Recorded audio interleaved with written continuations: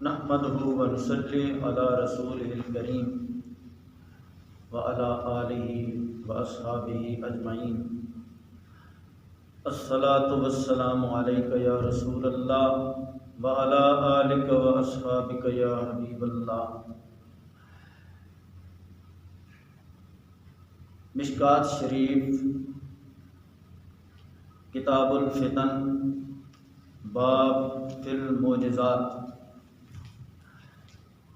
کی پہلی فصل سے یہ حدیث پاک پیش کرتا ہوں، جس میں نبی پاک خاتم النبیین سید الانبیاء والمرسلین صاحب الاولاق علیہ التحیۃ والصلوات کے معجزہ مبارک کا بیان بھی ہے اور ساتھ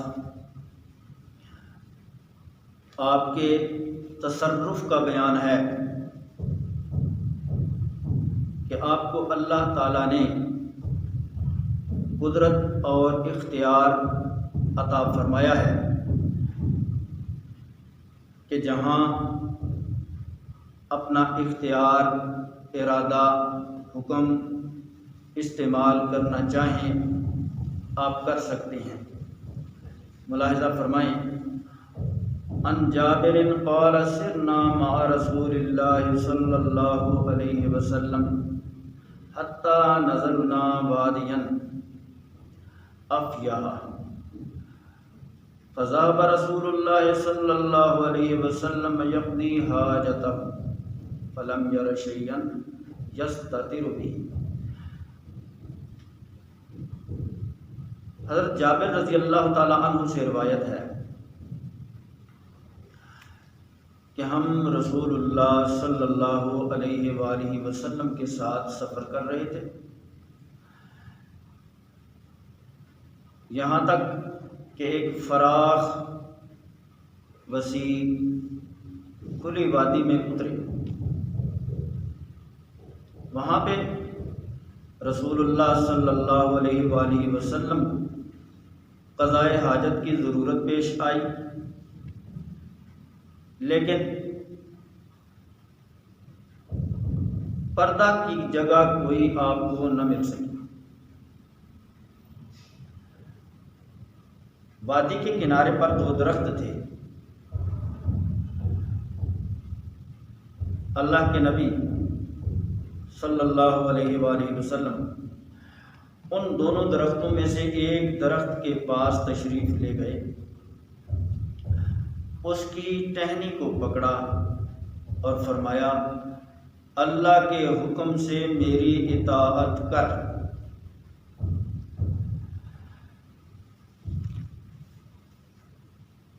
اس کو درخت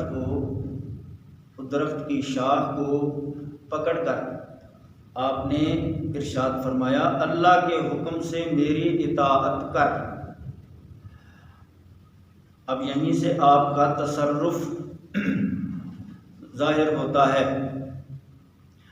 فرمایا، اللہ کے حکم سے میری اطاعت کر. تو وہ درخت ایسے آپ کے ساتھ ساتھ چل دیا جیسے کسی نے اپنے اونٹ کی نکیل پکڑی ہو اور اونٹ اس کے ساتھ ساتھ چل رہا. ایک جگہ پر اس درخت کو لا کر آپ نے کھڑا کر دیا. اس کے بعد دوسرے درخت کے پاس آپ تشریف لے گئے، اس کی ٹہنی پکڑ کر بھی فرمایا، اللہ کے حکم سے میری فرما برداری کر. تو وہ بھی اسی طرح مطیع ہو کر آپ کے ساتھ ساتھ چل پڑا. آپ علیہ الصلاۃ والتسلیم دونوں درختوں کے درمیان تشریف لے گئے اور ان دونوں کو کہا، اللہ کے حکم سے دونوں میرے لیے اکٹھے ہو جاؤ. اللہ کے حکم سے دونوں میرے لیے اکٹھے ہو جاؤ، تو وہ دونوں درخت آپس میں مل گئے، جڑ گئے۔ اب راوی حضرت جابر رضی اللہ تعالی عنہ فرماتے ہیں کہ میں وہاں بیٹھ گیا اور اپنے دل میں کچھ سوچنے لگا، اسی خیال میں گم ہو گیا، تو اچانک میری نظر اٹھی تو دیکھا کہ رسول پاک صلی اللہ علیہ وآلہ وسلم تشریف لا رہے تھے اور دونوں درخت جدا ہو کر اپنی اپنی جگہ پر جا چکے تھے۔ نبی پاک صلی اللہ علیہ وآلہ وسلم کو قضاء حاجت کے لیے پردہ کی ضرورت پڑی، تو آپ نے درختوں کو حکم فرمایا میری اطاعت کرو، اور ساتھ فرمایا اللہ کے اذن سے، اللہ کے حکم سے، یعنی اللہ تعالیٰ نے آپ کے لیے اذن فرمایا ہوا ہے کہ اے مخلوق، میرے اس رسول کا حکم ملتے ہی اطاعت کرو۔ تو وہ درخت ہیں، وہ تو سنتے ہی اطاعت میں مصروف ہو گئے، اطاعت کرنے لگ گئے، اور یہ ہم انسان ہیں کہ سنتے رہتے ہیں فرمان مصطفیٰ، سنتے رہتے ہیں سیرت مصطفیٰ، سنتے پڑھتے رہتے ہیں، لیکن اطاعت میں سستی کرتے ہیں۔ تو آقا علیہ السلام کا معجزہ بھی ہے اور آپ کی تصرف کا بیان بھی ہے۔ اب اسی باب میں دوسری حدیث گرامی ہے، حضرت جابر رضی اللہ تعالیٰ عنہ سے روایت ہے، قال كان النبي صلی اللہ علیہ وسلم اذا خطب استند الى جذع نخلة من سوار المسجد فلما صنع له المنبر فاستوى عليه صاحت النخلة التي كان يخطب عندها حتى كادت أن تنشق، فنزل النبي صلى الله عليه وسلم حتى أخذها فضمها إليه فجعلت تئن أنين الصبي الذي يسكت حتى استقرت، قال بكت على ما كانت تسمع من الذكر۔ بخاری شریف سے یہ حدیث مشکات شریف میں لی گئی ہے۔ حضرت جابر رضی اللہ تعالیٰ عنہ بیان فرماتے ہیں کہ نبی پاک صلی اللہ علیہ وآلہ وسلم جب مسجد نبوی میں خطبہ ارشاد فرمایا کرتے تو مسجد کے ستونوں میں سے کھجور کے ایک تنے کے ساتھ ٹیک لگا لیا کرتے، پھر آپ کے لیے ممبر تیار کیا گیا، پھر آپ کے لیے ممبر تیار کیا گیا، آپ اس ممبر پر جلوہ افروز ہوئے، اس ممبر پر آپ بیٹھ گئے،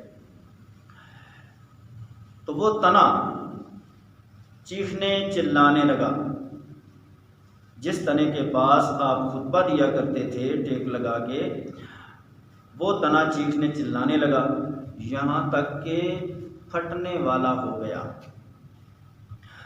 تو نبی کریم صلی اللہ علیہ وآلہ وسلم ممبر شریف سے نیچے اترے، اسے پکڑا اور اپنے سینے سے لگا لیا۔ اب وہ تنا سسکیاں لینے لگا، ایسی سسکیاں جیسے بچہ روتے روتے چپ ہونے لگتا ہے تو وہ سسکیاں لیتا ہے، یہاں تک کہ وہ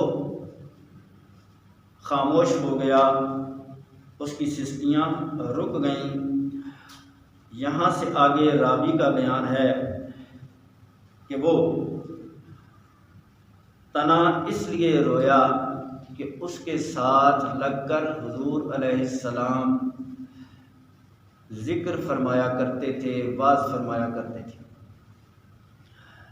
اب اس میں آقا علیہ الصلاۃ والتسلیم کہ کتنی شانوں کا بیان ہے، معجزات بھی ہیں، تصرفات بھی ہیں۔ وہ کھجور کا تنا خشک ہے جس کو مسجد میں ستون بنانے کے لیے لگایا گیا تھا، آپ اس کے ساتھ ایک لگاتے۔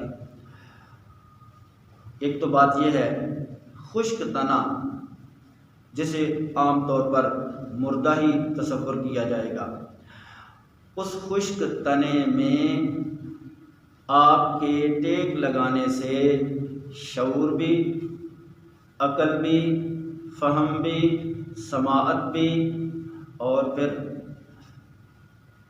رونے کی قوت بھی، اپنا اظہار جذبات، اپنے اظہار محبت، اور جو پہلے وصال کے مزے تھے ان کا بیان بھی، اور اب اس کو ہجر نبی، ہجر رسول، ہجر محبوب حقیقی صلی اللہ علیہ وآلہ وسلم کی وجہ سے جو دکھ پہنچا تو اس کا اظہار کرنے کی اس میں قوت بھی آ گئی۔ تو یہ آقا علیہ الصلاۃ والتسلیم کے جسم مبارک کے مس کرنے سے اس مردہ کو یہ قوت نصیب ہوئی۔ پھر اس کا رونا سن کر آقا علیہ السلام، آقا نامدار جب منبر شریف سے اتر کر اس کے پاس گئے تو آپ نے اسے اپنے سینے سے لگایا، یعنی آقا اس کی محبت کو جانتے ہیں، اس کے سرور کو جانتے ہیں، اس کی بے قراری کو سمجھ رہے ہیں۔ تو ایک محبوب اپنے محبت کرنے والے کو جب تسکین دیتا ہے اس انداز میں، یا ایک ماں جب اپنے روتے ہوئے بچے کو چپ کرانے کے لیے اپنے سینے سے لگاتی ہے، آقا علیہ السلام نے جب اس درخت کو، اس خشک تنے کو اپنے سینے سے لگایا اور ہاتھ پھیرا تو وہ سسکیاں لیتے لیتے چپ ہونے لگا، جیسے کہ راوی بیان فرما رہے ہیں اس بچے کی طرح جس بچے کو چپ کرایا جائے۔ اور پھر اس تنے کو تسکین حاصل ہو گئی۔ آقا علیہ الصلاۃ والتسلیم کی محبت میں جاندار بے جان سب مستغرق ہیں، ایک انسان اس محبت سے بے خبر ہے۔ شان مصطفیٰ، تصرف مصطفیٰ، معجزہ مصطفیٰ علیہ التحیۃ والثناء ہماری عشق مصطفیٰ میں اضافہ فرمائے، ہمارے جذبہ الفت و محبت میں اضافہ فرمائے، آمین۔ والصلاۃ والسلام علی رسول اللہ۔ السلام علیکم ورحمۃ اللہ وبرکاتہ۔